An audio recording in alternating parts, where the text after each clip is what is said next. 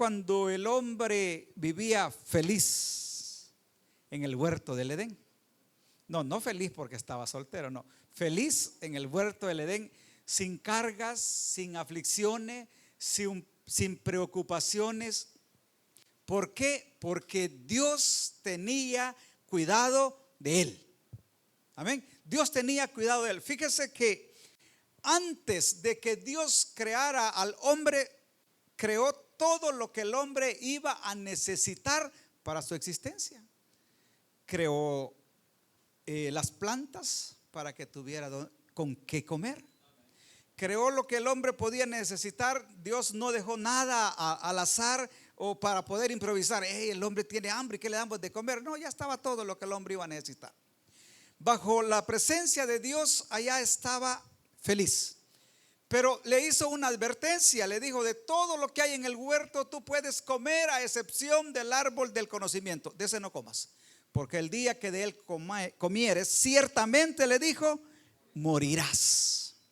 Hermanos, ya sabemos, todos conocemos que el hombre desobedeció. Aquí estamos nosotros, ¿verdad? Fuera del Edén. Y no murió en el momento, aparentemente. No hubo muerte. Pero fíjese lo que dice Génesis capítulo 5, versículo 5. Y fueron todos los días de Adán 930 años. ¿Y qué más dice? Y murió. Entonces la palabra se cumplió. Esa misma palabra que habló Dios como una advertencia a Adán, está recordando el apóstol Pablo cuando dice: y la paga del pecado es muerte. Adán pecó, sí murió. Hermanos, hay dos tipos de muertes: la muerte espiritual y la muerte física. Muchas veces, hermanos, nosotros estamos, como decimos, amigos del pecado, porque no morimos, porque hacemos lo que no es recto delante de Dios y no morimos, seguimos. Pero ¿qué nos está diciendo la palabra? Mas ahora que habéis sido libertados del pecado y hechos siervos de Dios, tenéis por vuestro fruto la santificación y como fin la vida eterna. Hermanos, el hombre sin merecer, en Cristo Jesús fuimos justificados. Fíjese bien, justificado. Y Efesios capítulo 1 versículo 3 dice: bendito sea Dios y Padre de nuestro Señor Jesucristo, que nos bendijo con toda bendición espiritual en los lugares celestiales en Cristo, y nos hace hijos de Dios. ¿Sabe? Nos hace hijos de Dios, nos hace herederos de las promesas y de toda bendición. Estábamos en el pecado, Cristo nos justifica y nos da la bendición. Hermanos, el pecado nos apartó de Dios. En Cristo Jesús nos acercamos a Dios y volvemos y podemos estar bajo el cuidado de Dios. Amén. Bajo la protección de Dios, bajo la provisión de Dios. En Cristo Jesús las puertas para alcanzar las bendiciones se abren. Pero ¿qué hace el hombre? Las vuelve a cerrar. Porque aunque hemos sido justificados en Cristo Jesús, aunque lo que no merecíamos por el sacrificio de Cristo lo tenemos, ¿sabe qué? El hombre muchas veces prefiere más lo material que lo espiritual. Vuelve a cerrar la puerta o la oportunidad que Dios nos da en su Hijo amado de poder alcanzar todas esas promesas que están ahí para los hijos de Dios. Mire, nosotros andamos necesitando un montón de cosas. Por ejemplo, los que no tienen casa anhelan una casa. Amén. Así como yo un tiempo la anhelé hasta que Dios nos regaló una casa. Los que necesitamos un medio de transporte y no lo tenemos, le pedimos a Dios un medio de transporte. Y en fin, todas necesidades nosotros se las pedimos a Dios. ¿Y sabe que Él no las puede dar? A veces no creemos, pero Dios puede dar todo ese tipo de bendiciones. Mire, este fin de semana tenía un testimonio muy bonito y quiero compartirlos. Dice que el pastor de X iglesia estaba pagando en su tiempo $400 de alquiler. Y dijo: no, es mucho y esta tierra nunca va a ser de la iglesia. Vino y va donde el dueño y le dice: mire, ¿por qué no me vende la propiedad? Y le dice: ¿sabe? Sí, yo se la puedo vender. Deme $125,000. Cuando esos $125,000 estaban en las nubes. No, le dijo, la verdad es que no tenemos esa cantidad. Mejor nos vamos a ir, vamos a buscar otro lugar.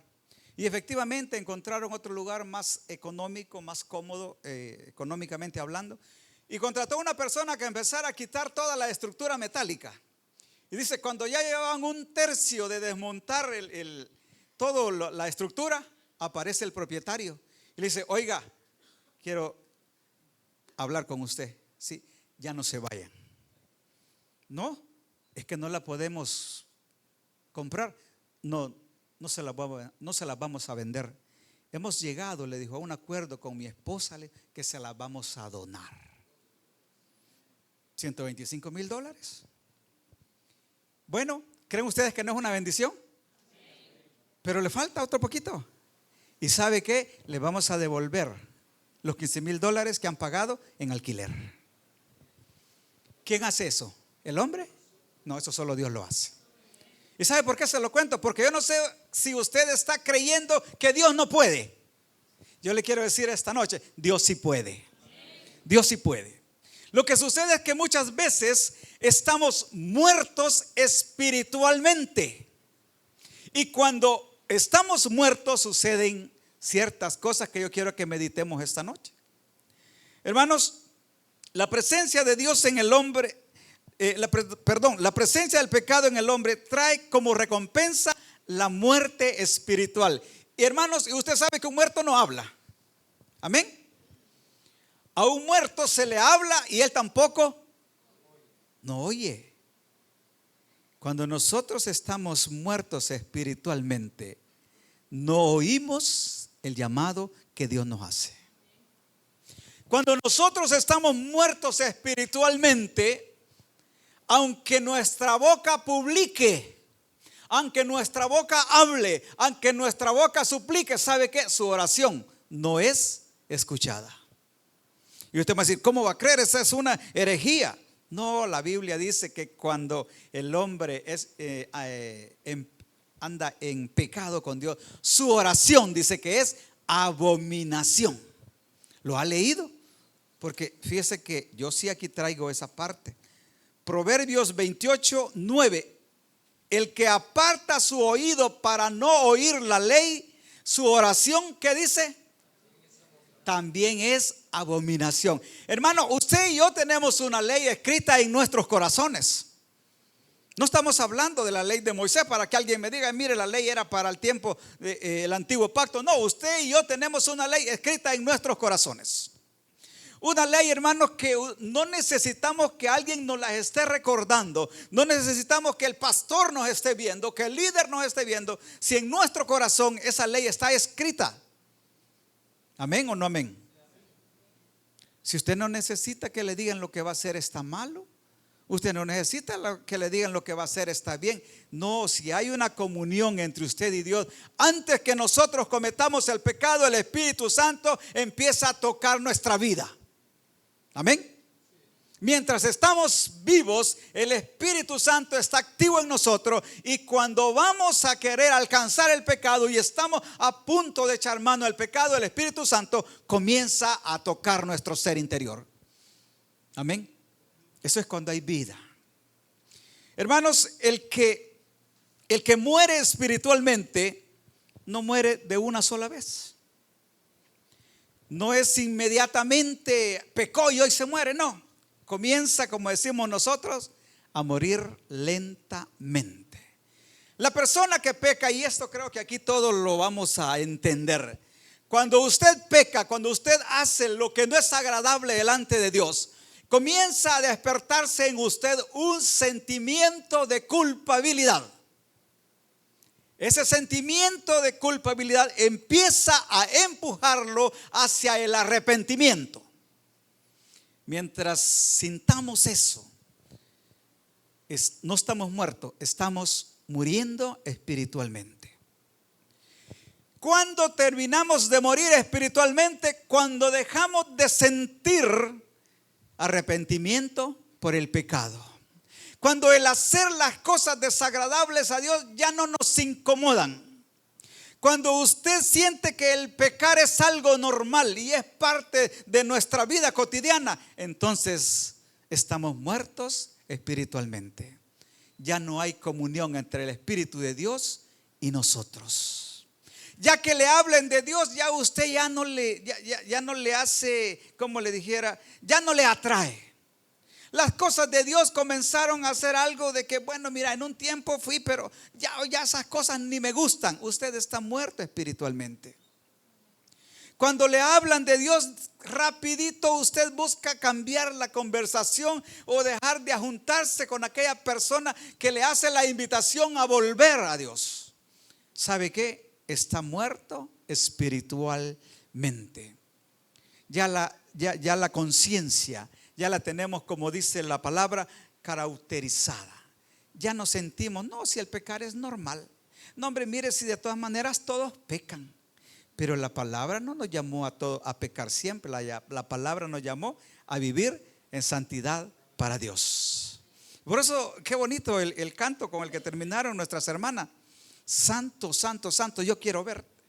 Y para ver a nuestro Dios, por lo menos necesitamos una poca de santidad, que en estos días se ha hecho bastante difícil, porque creemos, hermanos, que la santidad en el hombre debe de ser no constante, sino cuando se puede. Hermanos, quiero decirles algo: la santidad no es cuando se pueda.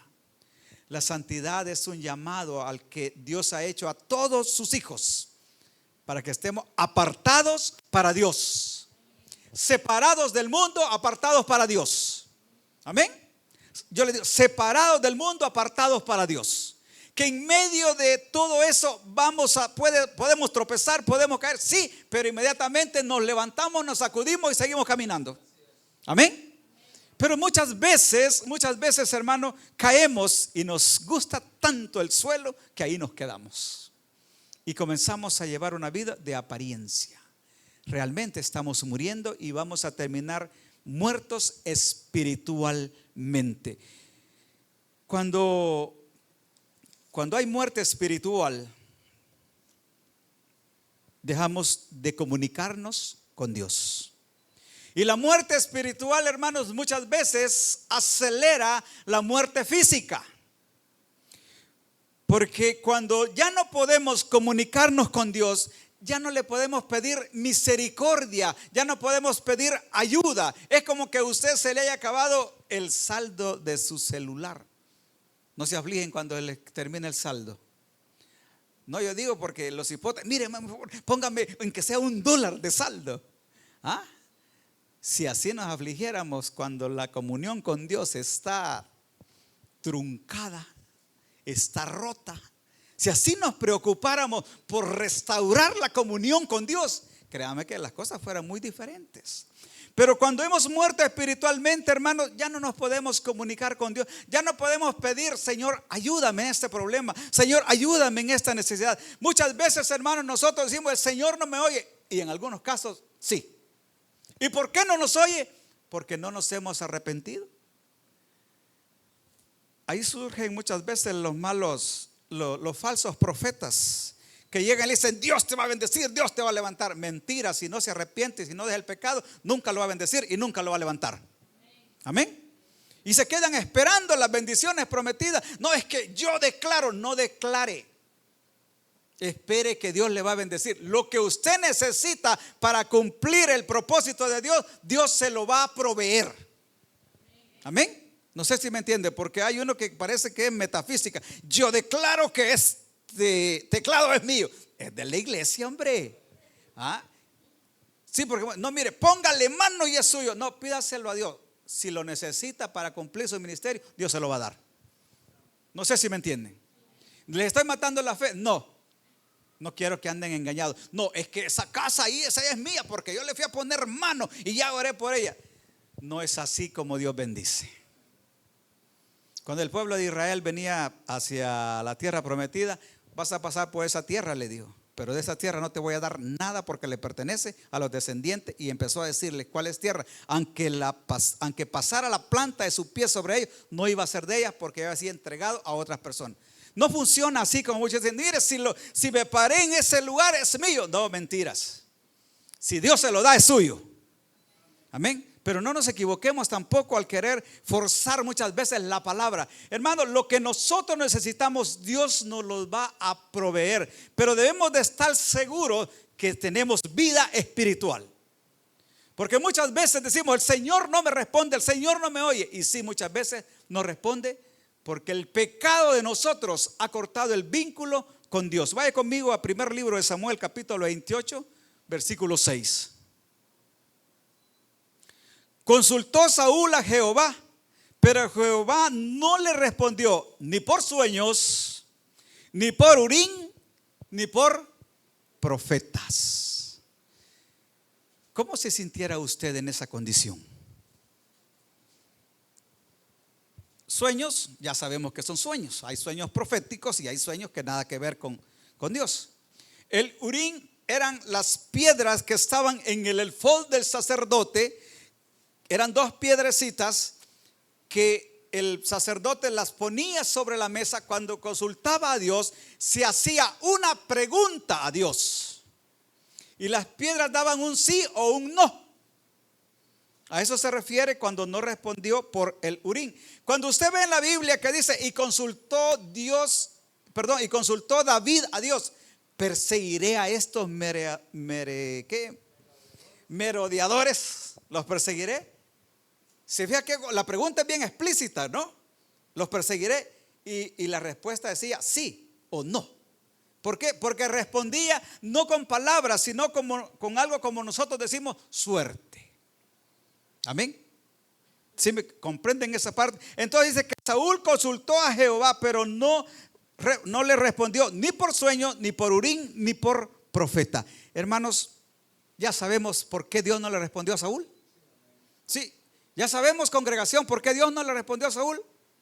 Por su pecado, por sus pecados, Saúl había sido desechado. No le voy a decir condenado, porque no estoy hablando de salvación. Y de acuerdo a la palabra, Samuel le dijo, hoy estarás conmigo. Ahí donde estaba Samuel iba a ir a parar Y Samuel no estaba en el Hades. Pero eso es harina de otro costal, decimos.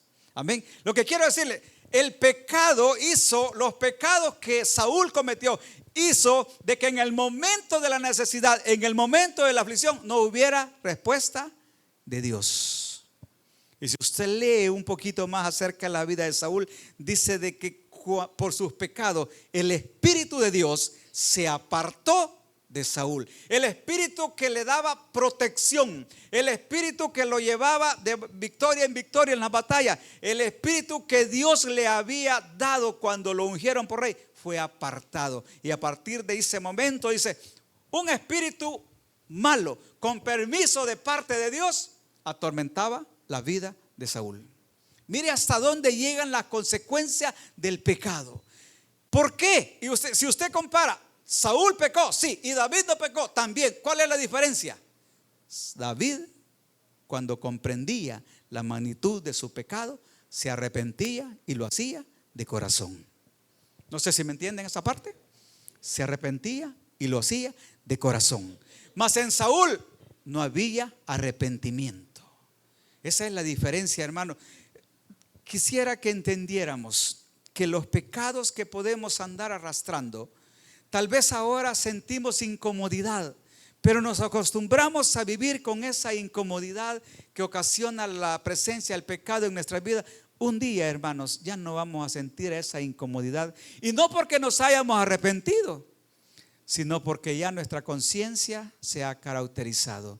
Ya nos da lo mismo hacer las cosas mal delante de Dios. A partir de ahí, entiéndame, estamos muertos espiritualmente. Y después de la muerte espiritual, lo que sigue es la muerte física.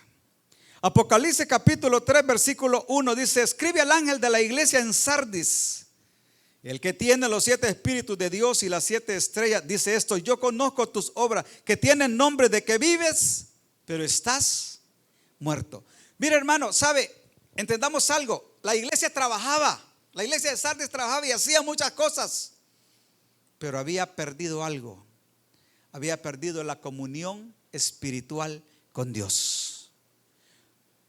el llamado es, sí, nosotros podemos ser siervos, servimos en diferentes ministerios y lo hacemos, pero realmente nosotros no tenemos comunión con Dios.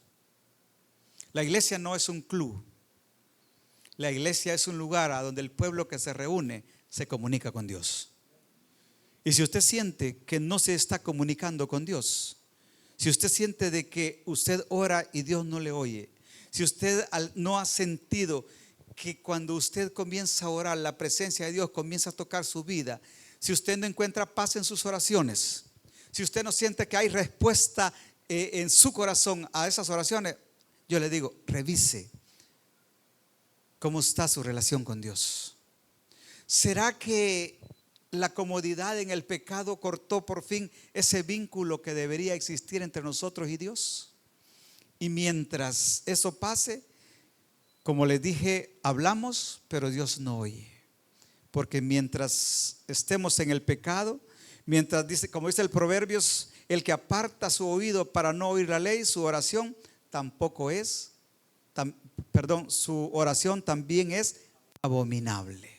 Es abominación. Hay veces sin darnos cuenta podemos caer ahí. Podemos estar ahí. Estamos formando parte de una costumbre. Pero muchas veces, hermanos, debemos de revisar nuestra vida si en verdadmente estamos cerca de Dios. Hermanos, la muerte espiritual puede acelerar la muerte física. Vaya conmigo a Proverbios 10:27. El temor de Jehová, dice, aumentará los días. Oiga, el temor de Jehová aumentará los días. ¿Por qué? Porque el hombre que camina en integridad, dice la palabra, aún a sus enemigos hace estar en paz con él. Amén. El que camina en integridad, aún a sus enemigos, ¿sabe qué significa? Trasladándolo al buen español, si alguien lo quiere matar. Pero si usted está en paz con Dios, aquel hombre desiste de hacerlo. Si alguien había pensado robarle, aquel hombre, Dios pone temor en su corazón. No, mejor ya no. Mejor me voy a esperar. No es que se va a esperar. Dios ha puesto un límite. El que está en paz con Dios, dice, aún a sus enemigos los hace estar en paz con Él. Por eso dice, el que teme a Jehová, el temor de Jehová aumentará los días, más los años del impío serán acortados. ¿Qué significa que los años del impío sean acortados? La Biblia difiere dos cosas. El impío y el pecador aparentemente son lo mismo, pero no. El impío es aquel que actúa irrespetuosamente ante Dios. Se lo voy a expresar así como en los tiempos de la monarquía. Si alguien no sabía que no podía ver al rey a la cara, no estaba faltando el respeto cuando lo veía. Pero si alguien ya sabía que cuando se acercaron del rey tenía que mirar hacia el piso y lo hacía de esta forma, él era impío, porque ya sabiendo cómo tenía que acercarse al rey, hacía las cosas a su manera. Ese es un impío. Nosotros, hermanos, sabiendo lo que es desagradable ante Dios, a pesar de eso lo hacemos, actuamos impíamente. En otras palabras, en el buen salvadoreño, nos vale un pepino, decimos nosotros, lo que Dios diga acerca de mi vida. No nos importa. Entonces actuamos impíamente. Y la palabra dice que el que actúa impíamente, el temor de Jehová aumentará los días, mas los años de los impíos, dice, serán acortados. Una muerte prematura, hermanos, a veces es consecuencia del pecado que mora en nosotros y la falta de arrepentimiento. Si usted completa la lectura de Apocalipsis capítulo 3 del 1 al 5, ve que lo que Dios le urge a esta iglesia es que se arrepienta. Que se arrepienta. ¿Qué significa, hermano? Cuando de verdad nos arrepentimos, cuando hay un arrepentimiento sincero en nosotros, el vínculo o la comunicación con Dios que había sido rota se vuelve a restablecer. ¿Sí? Se vuelve a restablecer. ¿Cómo está su vida con Dios? ¿Cómo está la comunión con Dios? Porque la permanencia en nuestra vida, hermanos, y la falta de arrepentimiento nos va a llevar a una muerte espiritual. Mire lo que dice Romanos capítulo 2, versículo 5. Pero por tu dureza y por tu corazón no arrepentido, atesoras para ti mismo ira para el día de la ira y de la revelación del justo juicio de Dios. No necesitamos que alguien nos diga: estás fallando, estás pecando. Cuando el Espíritu de Dios está en nosotros, Él mismo nos hace sentir. No seamos rebeldes al Espíritu de Dios. No acumulemos ira para cuando Dios dice: bueno, se acabó la misericordia, te esperé que te arrepintieras, di el tiempo para que no perecieras, pero tú no has querido moverte a arrepentimiento. Y entonces vienen los juicios. Todo el tiempo que Dios nos ha esperado. Mire, porque Dios es fiel a su palabra. Dice: no queriendo que ninguno perezca, sino que todos procedamos al arrepentimiento. Pero no crea que es tiempo eterno. Hay un tiempo en que Dios dice: bueno, te esperé lo suficiente y no quisiste venir. Mire lo que dice Gálatas capítulo 6 versículo 7. Porque el hombre puede burlarse del hombre, pero de Dios no podemos burlarnos. No os engañéis, dice, Dios no puede ser burlado, pues todo lo que el hombre sembrare, eso mismo segará. Le quiero decir algo. Si Dios, según Efesios 2:1, si nos dio vida a nosotros cuando estábamos muertos en delitos y pecados, ¿por qué volvemos nosotros, diría yo, a suicidarnos? Regresando otra vez al mundo de pecado de donde Dios nos dio vida. Cuando vemos en las noticias que una persona tomó la fatal decisión de quitarse la vida, decimos: no, pobrecita, no sé qué y no sé cuándo. Pero hermanos, muchos cristianos quizás cada día vuelven otra vez a hacer lo mismo. Dios le dio vida, Dios nos dio vida espiritualmente. Cuando estábamos muertos, nos apartó del pecado, pero venimos nosotros y volvemos a buscar el pecado. Volvemos a caer en la muerte espiritual. Yo le invito esta noche, por un momento, cerremos nuestros ojos y veamos cómo estamos delante de Dios sin que nadie más le juzgue, sino usted y el Espíritu que habita en usted y su conciencia. Porque si la paga del pecado es muerte, lo prudente sería vivir consagrados para Dios. Pablo le decía a los Gálatas que con Cristo estaba justamente crucificado y que ya no vivía él, porque Cristo vivía en él. Yo no sé si Cristo vive en usted. Yo no sé si Cristo vive en nosotros. Pero si después de autoexaminarnos y decimos: verdaderamente necesito revivir espiritualmente, necesito que Cristo vuelva a vivir en mí, yo le digo, esta noche es la oportunidad de que volvamos a restablecer esa comunión con Dios. Esa comunión que nos permite acercarnos a Él en nuestros momentos de aflicción, en nuestros momentos de angustia. Esa comunión que nos trae provisión, que nos trae protección. Necesitamos depender completamente de Dios. Hoy podemos una vez más acercarnos a Dios, reconocer: Padre, te estamos fallando, te hemos estado fallando. Me he acostumbrado a hacer lo malo. Había olvidado que lo que hago no es recto delante de ti. Muchas veces tenemos adicciones. Muchas veces nos volvemos adictos a ciertas cosas. Pero el Señor dice: suelta aquello que no te edifica y busca aquello que en verdad trae edificación para tu vida. Una nueva oportunidad que Dios nos da a cada uno de nosotros para ponernos a cuentas y que podamos alcanzar su bendición y sus favores. Padre, gracias por hablar a nuestras vidas. Yo pregunto si entre los que estamos hay alguien que aún no ha recibido a nuestro Señor Jesús como su único y suficiente Salvador. Yo le pido esta noche, en el nombre de Cristo Jesús, no siga andando este mundo sin la cobertura de Dios. Acepte a nuestro Señor Jesús. Si no lo hay, damos gracias, Padre, gracias te damos. Gracias, Señor, por hablarnos a nuestras vidas. Confirma, oh Dios, esta palabra en aquellos corazones, mi Dios, que la reciben. Llévanos con bien a nuestros hogares y permita, oh Dios, que en el próximo culto podamos estar en este santuario para glorificar y bendecir su nombre. En el nombre de Cristo Jesús hemos orado. Amén y amén. Que Dios nos bendiga a todos, hermanos.